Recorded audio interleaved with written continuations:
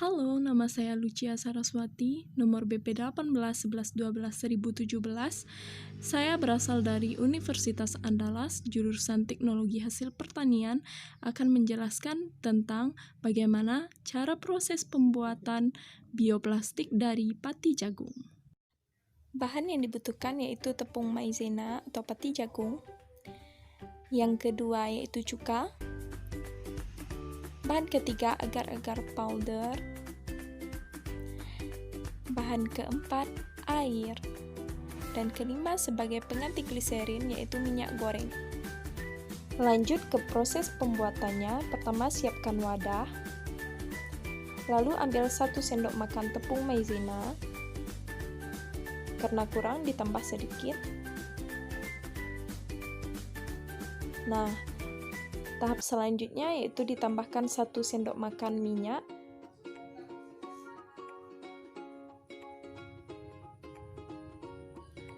Lalu dilanjutkan dengan menambahkan 1 sendok makan cuka.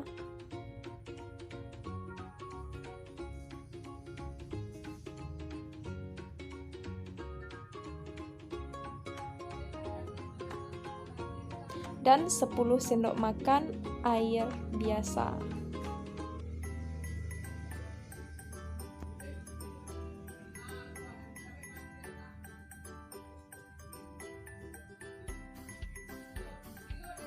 Nah, udah 10 sendok makan, kita aduk sampai rata biar nggak ada yang menggumpal. Selanjutnya untuk perlakuan kedua. Ditambahkan 1 sendok makan tepung maizena. Kita cukupkan.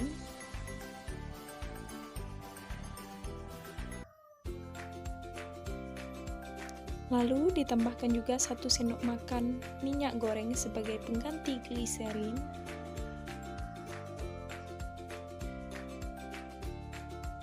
Satu sendok makan cuka.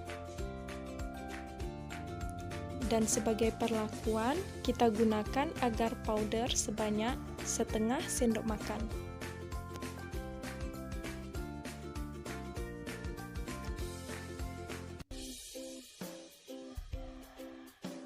Lalu nanti dicampurkan dengan menggunakan 10 sendok makan air.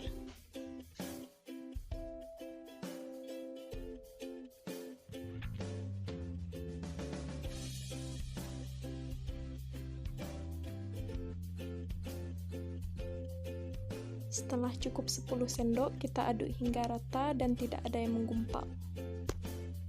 Selanjutnya kita nyalakan kompor. Lalu diaduk dengan api sedang, pastikan tidak ada yang menggumpal. Setelah adonan tampak bening, kita lanjut ke tahap selanjutnya yaitu siapkan wadah yang datar.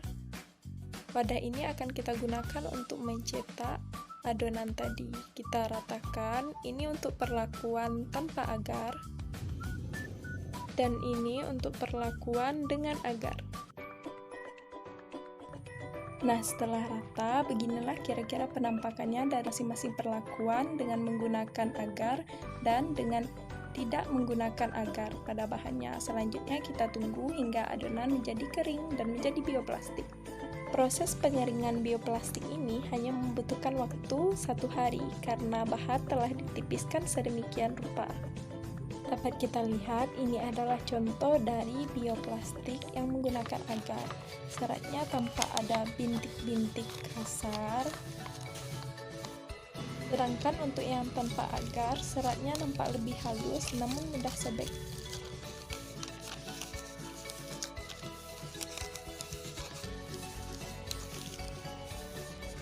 Oke, sekian penjelasan saya mengenai proses pembuatan bioplastik. Terbukti bahwa bioplastik mudah dibuat, bahan sederhana yang mudah didapat.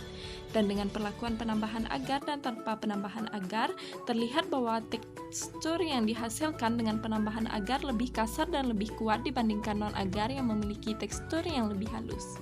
Selanjutnya kita buktikan seberapa mudah proses penguraian kedua bioplastik ini. Kita akan mencoba mengubur bioplastik tanpa penambahan agar.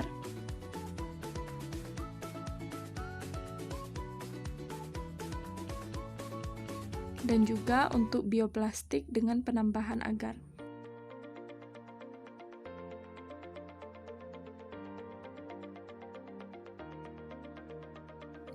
Keduanya akan dilakukan pengamatan untuk beberapa hari, kemudian dibuktikan bahwa kedua jenis bioplastik ini mudah terurai atau tidak. Sambil menunggu terurainya bioplastik secara alami di tanah, kita lakukan uji terhadap kedua bioplastik pada perlakuan dengan perendaman air mendidih. Prosesnya dilakukan dengan cara memasukkan bioplastik dengan penambahan agar ke dalam cangkir. Kemudian bioplastik tanpa penambahan agar juga dimasukkan ke dalam cangkir yang berbeda.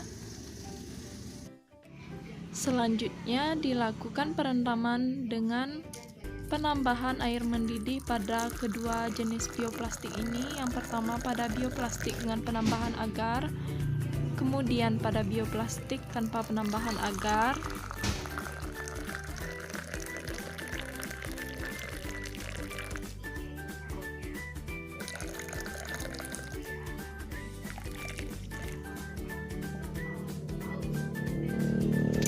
Setelah itu kita aduk dan kita perhatikan bagaimanakah tekstur dari kedua jenis bioplastik ini.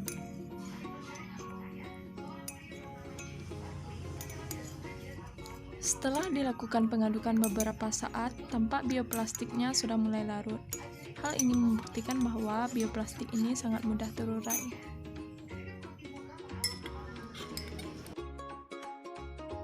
Melanjutkan proses pengujian sebelumnya, kita lihat bahwa bioplastik dengan bahan pati jagung dengan perlakuan penambahan agar telah terurai secara alami di dalam tanah dengan menyisakan sedikit sisa-sisa dari bioplastiknya.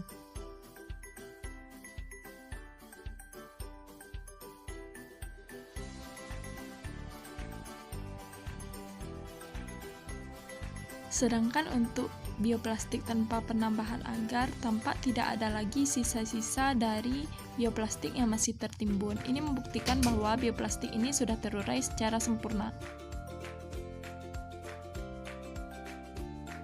Nah, dari segala proses dan rangkaian yang telah dilalui, mulai dari proses pembuatan hingga pengujian bioplastik dengan berbahan dasar pati jagung ini, terbukti bahwa bioplastik memang secara alami dapat diuraikan. Siapa saja pengurainya, bisa bakteri, jamur, maupun alga. Inilah sebabnya kenapa bioplastik atau yang akrab disapa biodegradable plastik ini merupakan alternatif plastik yang ramah lingkungan. Cukup sekian pembahasannya, semoga bermanfaat ya. Thanks and see you.